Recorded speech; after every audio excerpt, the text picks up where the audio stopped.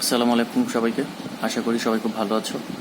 তো আজকে আমাদের যে টপিক্সটি নিয়ে আলোচনা করব আমরা ফিজিক্সের, সেটা হচ্ছে ওয়ার্ক ফর এনার্জি যে চ্যাপ্টারটা আছে, সেই চ্যাপ্টারের ইফিসিয়েন্সি পার্টটুকু নিয়ে। তো ইফিসিয়েন্সি পার্টটুকু অবশ্য আগে আলোচনা হয়েছে। সো আগে যে আলোচনা হয়েছে সেই আলোচনা থেকে তুমি যদি আজকের আলোচনাটি কম্পেয়ার করো, আশা করি খুব ক্লিয়ারলি তুমি ইনফরমেশনগুলো ভালোভাবে গ্যাদার করতে পারবে। সো আমি যেটা স্ক্রিনে তোমাদেরকে দেখাচ্ছি সেটা হচ্ছে যে আমাদের ইফিসিয়েন্সি রিলেটেড একটি ফর্মুলা দেওয়া আছে। সো ইফিসিয়েন্সি রিলেটেড যে ফর্মুলাটি দেওয়া আছে, efficiency eta is equal to output power divide by input power into 100%, এই ফর্মুলাটি তোমাদেরকে ভালো করে পড়ে ফেলতে হবে। দেন আমি তোমাদেরকে গত ক্লাসে একটি ইনফরমেশন দিয়েছিলাম যে এই আমরা যে output power divide by input power into 100%, এই ফর্মুলাটা লিখি। আমাকে একজন স্টুডেন্ট কোশ্চেন করেছে যে স্যার এই ফর্মুলা থেকে আমরা কেন ইনপুট পাওয়ার এবং আউটপুট পাওয়ারের ক্ষেত্রে আপনি বলছেন যে ইফিসিয়েন্সি 100% হবে না, বা কেন বেশি হবে না, আউটপুট পাওয়ারটা কেন ইনপুট পাওয়ারের চেয়ে বেশি হবে না, এই টাইপস একটা কথা বলেছিলাম।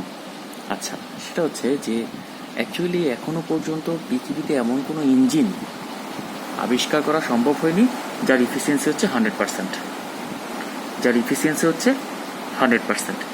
আশা করি ইনফরমেশনটি বুঝতে পেরেছে স্যার। ইফিসিয়েন্সি 100% কোনো অবজেক্ট বা ইফিসিয়েন্সি 100% এরকম কোনো অবজেক্ট এখনো আবিষ্কৃত হয়নি স্যার। সো আমরা আশা করি ইনফরমেশনগুলো কিছুটা হলেও বুঝতে পেরেছি। সো আমাদের একটি ম্যাথ আছে, সেই ম্যাথটি আমরা গত ক্লাসে তোমাদের সাথে আলোচনা করেছিলাম যে এই টাইপসের আমাদের ম্যাথ আসে। তো আমি তোমাদেরকে সেই ম্যাথটি দেখাচ্ছি। ম্যাথটি তোমরা একটু লক্ষ্য করবে sir. And electric motor of efficiency 60%, আমরা একটু কোশ্চেনটা একটু পড়বো। And electric motor of efficiency 60% can lift up 1000 litre in 0.5 minutes at 30 metre height of a roof. Okay, আশা করি ইনফরমেশনটি তোমরা বুঝতে পেরেছ, যেখানে অ্যাকচুয়ালি কী ইনফরমেশন দেওয়া হয়েছে। তো কোশ্চেন 1 এবং কোশ্চেন 2টা আমরা একটু পড়ে ফেলবো। সেটা হচ্ছে যে what is effective power of the motor. আচ্ছা, সো আমি effective power of the motor কিন্তু বলেছিলাম যে effective power of the motor মানে হচ্ছে output power. Effective power of the motor মানে হচ্ছে স্যার আউটপুট পাওয়ার। আশা করি ইনফরমেশনটি তোমরা বুঝতে পেরেছ। এখন কোশ্চেন হচ্ছে what is the effective power of the মোটরের কথা যদি বলা হয়, আউটপুট পাওয়ার বের করতে হবে। সো আউটপুট পাওয়ার আমরা কী করে বের করবো? আউটপুট পাওয়ার বের করবো হচ্ছে, আমি বলে দিচ্ছি, তোমরা সেভাবে ক্যালকুলেশন করবে। আমাদের আউটপুট পাওয়ার হবে হচ্ছে পি আউট অথবা পি প্রাইম, যেটাই ব্যবহার করো, P prime is equal to mgh divided by T. P prime is equal to mgh divided by T. এখান থেকে তুমি যে ভ্যালুটি পাবে সেটি হবে হচ্ছে আমাদের ইফেক্টিভ পাওয়ার। ওকে, আমরা যদি কোশ্চেন নাম্বার 2 এর কথা বলি, কোশ্চেন নাম্বার 2তে যেটা বলছি, কোশ্চেন নাম্বার 2তে আমরা determine the power of the engine or motor. Determine the power of the engine or motor, আমাদের যে ইনফরমেশনটি বলা হয়েছে, আমাদেরকে মোটরের পাওয়ার বের করতে হবে। যখন এই টাইপসের কোনো একটি কোশ্চেন তোমাকে পরীক্ষার সময় দিয়ে দেওয়া হবে, তখন তোমাকে এটা চিন্তা করতে হবে যে determine the power of the engine or motor, যেটাই বলুক ইলেকট্রিক মোটর, তখন আমাকে অবশ্যই ওই ইঞ্জিনের বা ওই মোটরের ইনপুট পাওয়ার বের করতে হবে। ইনপুট পাওয়ার বের করতে হবে। সো ইনপুট পাওয়ার কীভাবে বের করবো সেই হিন্টসটুকু দিয়ে দিচ্ছি। দেখো, আমরা কিন্তু কোশ্চেন নাম্বার 1 থেকে কিন্তু আমরা আউটপুট পাওয়ার পেয়ে যাব। সো আমি যেহেতু আবার বলছি স্যার, কোশ্চেন নাম্বার 1 থেকে যে ইফেক্টিভ পাওয়ারটা পাবো সেটাই কিন্তু আমাদের আউটপুট পাওয়ার। সো কোশ্চেন নাম্বার 1 থেকে যদি আমরা আউটপুট পাওয়ারটা পেয়ে যাই, দেন আমি কোশ্চেন নাম্বার 2টা সলভ করবো কীভাবে? কোশ্চেন নাম্বার 2টা সলভ করবো হচ্ছে determine the power of the engine. That means আমাকে এখানে কিন্তু মোটরটার ইফিসিয়েন্সি দেওয়া ছিল 60%। তো আমি এই ইটার জায়গায় 60% বসাবো। 60% ইজ ইকুয়াল টু আউটপুট পাওয়ার, অর্থাৎ আউটপুট পাওয়ারের যে ইনফরমেশনটি আমরা কোশ্চেন নাম্বার 1 থেকে পাবো, কোশ্চেন নাম্বার 1 থেকে যে আউটপুট পাওয়ারের যে রেজাল্টটি পাবো, সেই রেজাল্ট আমরা এখানে বসাবো।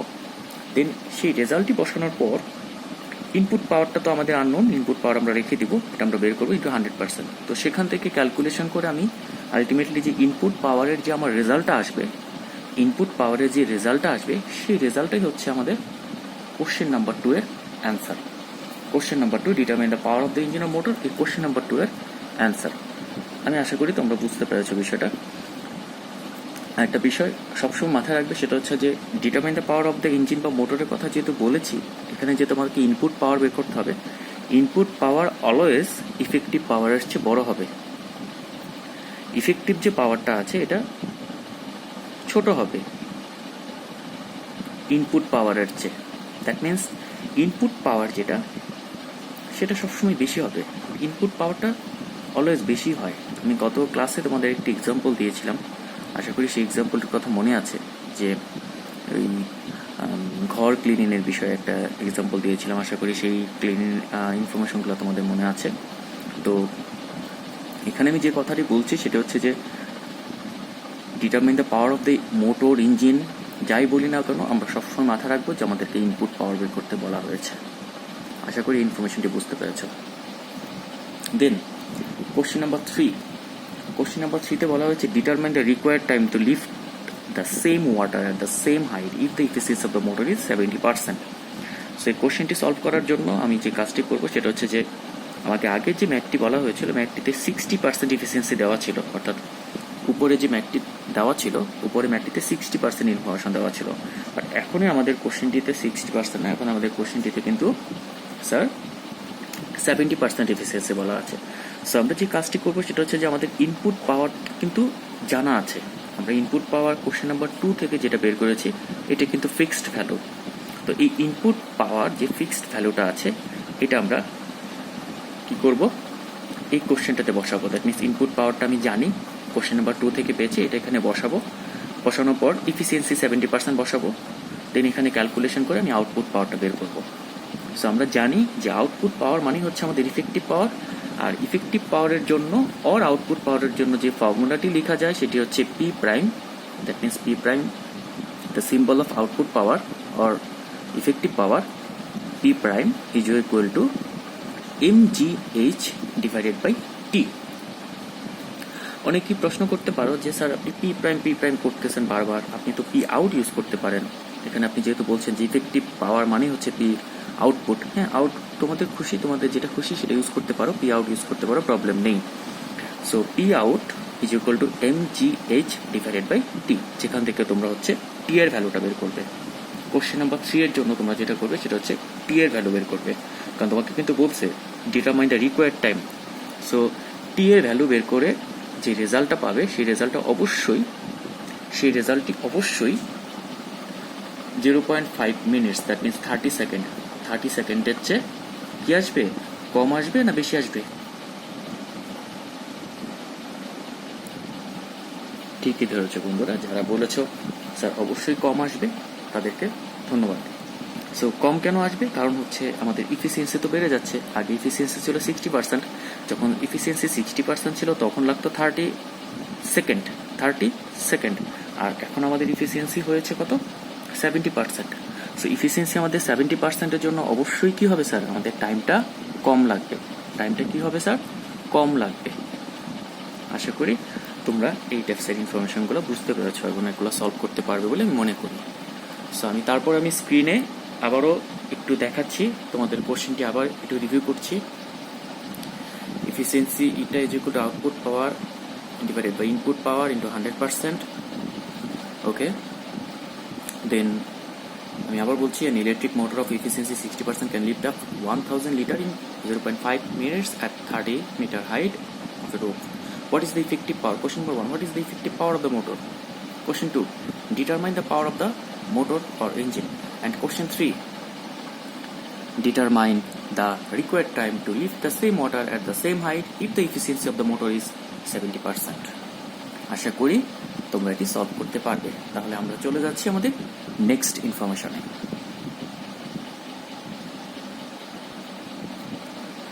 ওকে বন্ধুরা, আমরা স্ক্রিনে একটি ইনফরমেশন দেখতে পাচ্ছি। আমাদের একটি স্টেম দেওয়া আছে, আর সেখানে আমাদের দুটি কোশ্চেন বলা আছে। কোশ্চেন 1 হচ্ছে ফর 3 মার্কসের জন্য, কোশ্চেন 2 হচ্ছে ফর 4 মার্কসের জন্য। ওকে, অ্যাট ফার্স্ট আমরা স্টেমটা ভালো করে পড়বো।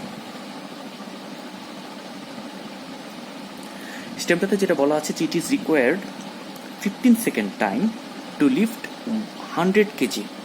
অনেকে প্রশ্ন করতেছে স্যার 100 কেজি ওয়াটার কিভাবে হয়, 100 লিটার না।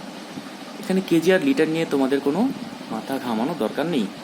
ওকে, it is required 15 second time to lift 100 KG water to a height 15 metre by on engine of power 2 kilowatt.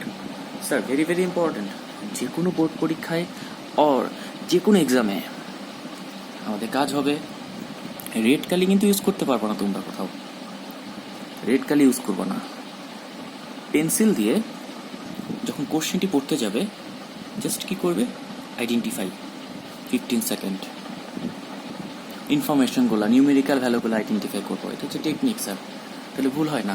আমার অনেক স্টুডেন্ট আমি দেখেছি স্যার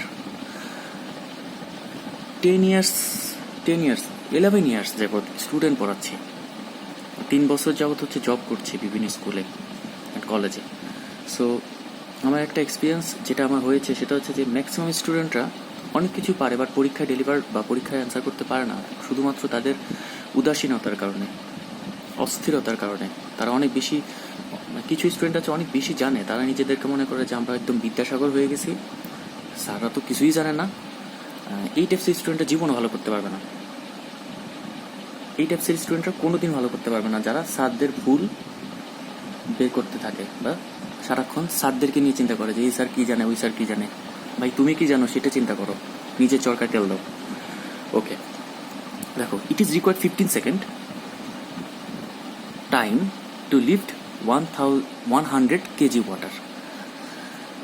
স্যারদের এখন কিছু না জানালেও কোনো সমস্যা নাই ভাই, তোমরা এসএসসি পরীক্ষা দিবা বা তোমরা এখন 9 থেকে 10 উঠবা, তোমরা ভালো করে পড়ো। আর স্যাররা এখন 9 থেকে 10 পরীক্ষা দিবে না, এক্সাম দিবে না, তারা স্যাররা এসএসসি এক্সাম দিবে না, এসএসসি পরীক্ষা তুমি দিবা।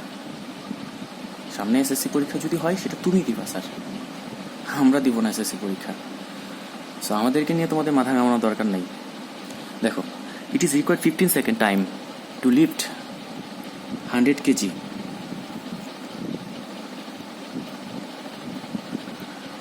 Water to a height 15 metre. ইনফরমেশনগুলো কালেক্ট করছি। 15 metre, by an engine of power 2 kilowatt. আশা করি ইনফরমেশনটা আমরা বুঝতে পেরেছি। সো 2 কিলোওয়াটের নিচে আমরা পেন্সিল দিয়ে দাগ দেবো। পরীক্ষার সময় কিন্তু রেড কালি ইউজ করবো না, কোনো স্টুডেন্ট কোনো রেড কালি ইউজ করবে না। রেড বল পেন শুধুমাত্র টিচার্সদের জন্য, এটা মাথায় রেখো। ওকে, কোশ্চেন 1, আমাদের কোশ্চেন 1 বলেছে determine the work done for lifting the whole water. Okay, so আমাকে এখানে ওয়ার্ক ডান বের করতে বলেছে, আমরা এটা সলভ করবো। ওয়ার্ক ডান বের করতে বলেছে, আমরা এটা সলভ করবো। সো আমরা এটা সলভ করার জন্য আমাকে যে কাজগুলো করতে হবে আমরা সেটা করছি। আমরা যে ইনফরমেশনগুলো পেয়েছিলাম সেই ইনফরমেশনগুলো আমরা এখন নিব, কালেক্ট করব।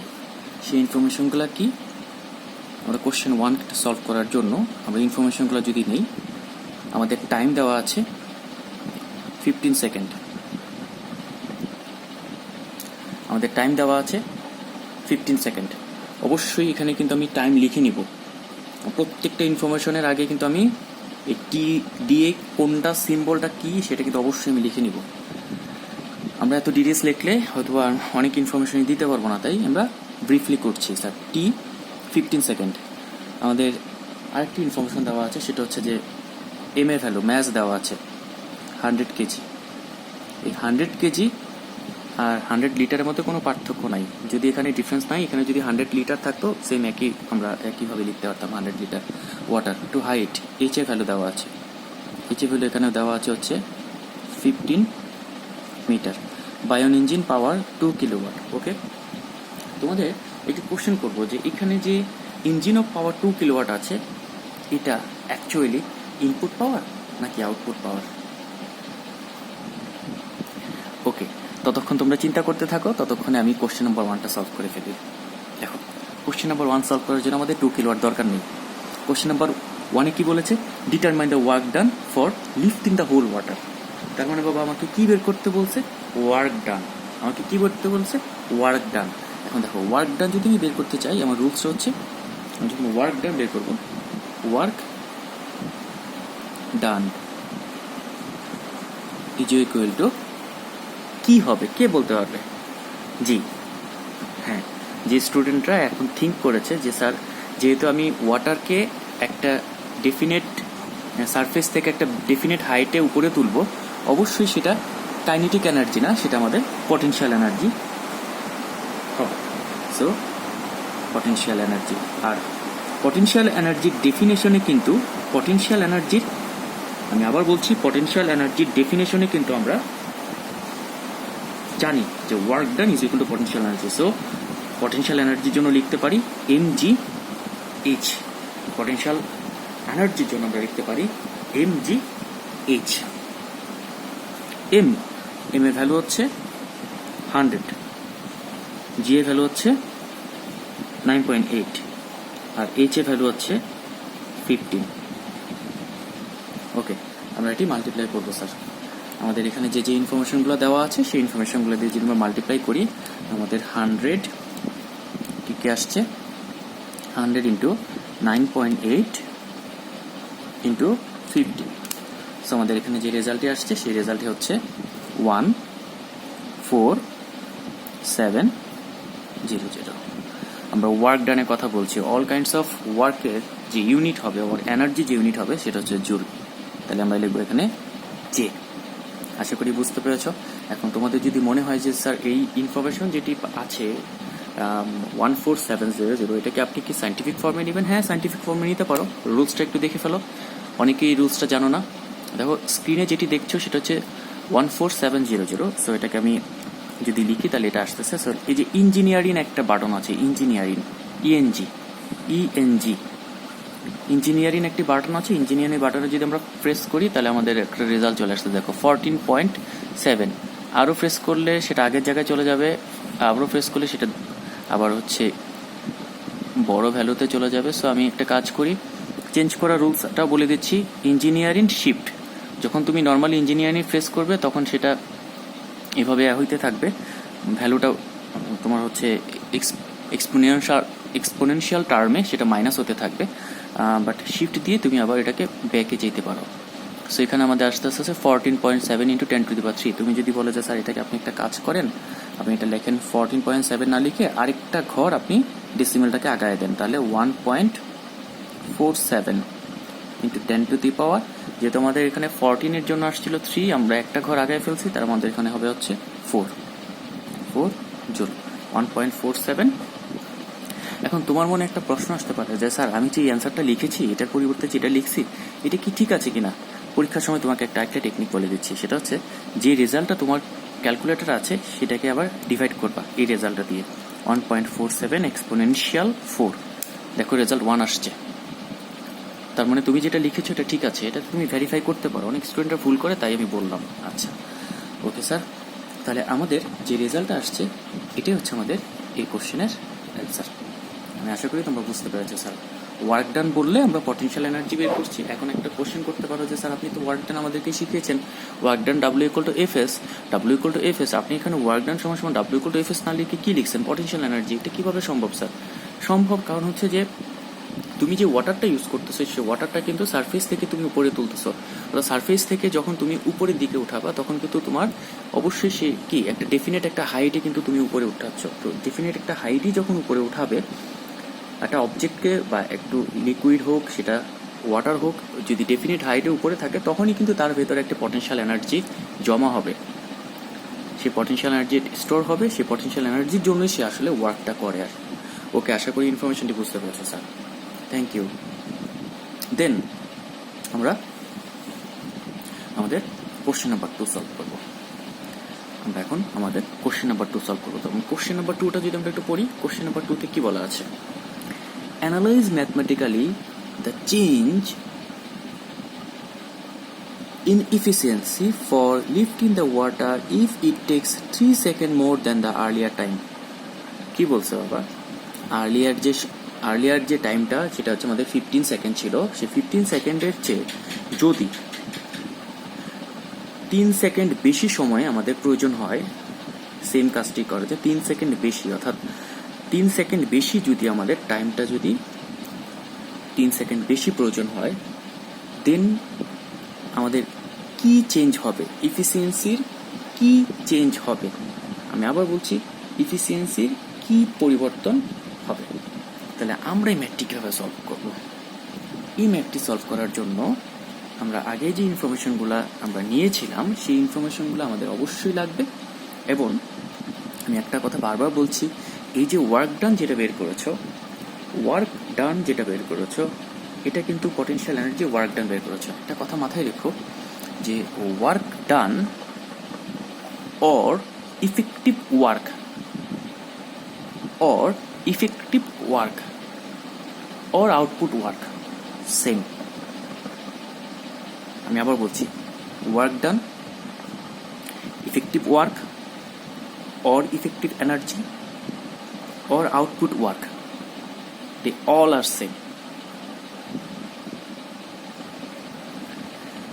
okay so আমরা যে ওয়ার্ক ডানটি আগে পেয়েছিলাম সেটা বলেছিলাম হচ্ছে আমাদের effective work or output work so question number 2টা যদি আমরা সলভ করতে চাই কোশ্চেন নাম্বার 2টা থেকে আমরা একটা ইনফরমেশন নিচ্ছি সেই ইনফরমেশনটি হচ্ছে যে আমি তো ওয়ার্ক ডানকে আমি বলছি যে ওয়ার্ক ডান হচ্ছে effective work or output work তাহলে আউটপুট ওয়ার্ক যদি এটা হয় তাহলে স্যার আউটপুট পাওয়ার বের করার জন্য তোমাকে কোন রুলসটা বা কোন ফর্মুলাটা ইউজ করতে হবে একটু লক্ষ্য করো প্লিজ আউটপুট পাওয়ার তুমি এখন আমাকে একটা কোশ্চেন করতে পারো যে স্যার আউটপুট পাওয়ারটা আপনি এভাবে লিখছেন কেন ডিরেক্টলি পি আউট লিখেন জি বাবা ডিরেক্টলি পি আউট লিখলাম অথবা পি প্রাইমও লিখতে পারি as your wish so P out যদি লিখি তাহলে কি হবে MGH divided by T P out কি জানি না জানি না কে বলতে পারবা থ্যাংক ইউ যারা বলেছো জানি না স্যার থ্যাংক ইউ জানি না সো MGH কি বাবা MGH হচ্ছে এই যে ওয়ার্ক ডানটা MGH কারণ MGH দিয়ে তুমি ওয়ার্ক ডান বের করেছি সো ওয়ার্ক ডান আমাদের কত হ্যাঁ 1 এটা বসাতে পারি 1.47 ইন্টু 10⁻⁴ ডিভাইডেড বাই টাইম আমাদের এখানে রিকোয়ার্ড টাইম কতটুকু ছিল 15 সেকেন্ড রাইট 15 আমাদের টাইমটা ছিল 15 সেকেন্ড এই যে আমাদের টাইমটা ছিল 15 সেকেন্ড সো আমরা টাইম 15 সেকেন্ড বসাচ্ছি সো এখান থেকে আমি কি রেজাল্ট পাচ্ছি আমি এই রেজাল্টটা নিব এখন হ্যাঁ জি আমরা রেজাল্টে যেটি বের করেছি সেটা হচ্ছে যে আমাদের 980 ইউনিট কি হবে বাবা ইউনিট হবে হচ্ছে যেহেতু পাওয়ার বের করছি আমরা তাহলে ইউনিট হবে হচ্ছে ওয়াট আশা করি তোমরা বুঝতে পেরেছো সো আমরা কিন্তু আউটপুট পাওয়ার অলরেডি বের করে ফেলেছি দেন আমাদের ইনপুট পাওয়ার কত ছিল তোমরা একটু আগে কিন্তু তোমাদেরকে আমি একটি ক্লু দিয়েছিলাম যে তোমরা একটু ওয়েট করতে থাকো এই যে 2 কিলোওয়াটকে অর্থাৎ এই যে কোশ্চেনে যে 2 কিলোওয়াট সেই 2 কিলোওয়াটকে আমরা কি ধরবো জি যারা বলেছে যে তার কোশ্চেনে 2 কিলোওয়াট হচ্ছে ইনপুট পাওয়ার তাদেরকে ধন্যবাদ সো আমরা তাহলে ইনপুট পাওয়ার যদি ধরি পি ইন আমরা একটু স্ক্রিনে লক্ষ্য করব আমাদের পি ইন হচ্ছে স্যার 2 কিলোওয়াট তার মানে হচ্ছে 2000 ওয়াট আমরা জানি কিলোওয়াট মানে হচ্ছে 1000 দিয়ে মাল্টিপ্লাই করলে সেটা ওয়াটে চলে যাবে সো আমরা ইফিসিয়েন্সি বের করব স্ক্রিনে সবাই লক্ষ্য করো এটা ইফিসিয়েন্সি এটা is equal to P out divided by P in into 100% so আমরা ভ্যালুগুলো বসাই আমাদের পি আউট হচ্ছে স্যার 980 980 আর পি ইন হচ্ছে আমাদের 2000 দেন 100% আমরা রেজাল্টটি বের করব ওকে যারা করেছো তাদের হয়েছে 49%